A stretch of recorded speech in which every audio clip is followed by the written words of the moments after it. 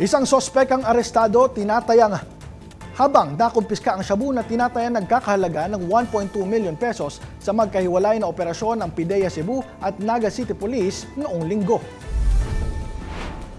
Bandang alas 7 ng umaga, isinilbi ng mga operatiba ang warrant sa Purok Sagay, Sitio Kalobihan, Barangay Tuyan.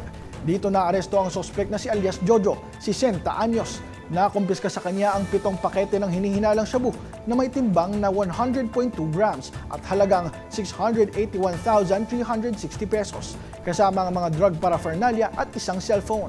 Sa umaga rin yon, isa pang search warrant ang isinilbi sa Purok Sentro 2, Barangay Langtad na nagresulta sa pagkakarecover ng 3 pakete ng hinihinalang shabu na tumitimbang ng 80 grams at nagkakahalaga ng 544,000 pesos. Nakatakas naman ang high-value target na si alias Makmak.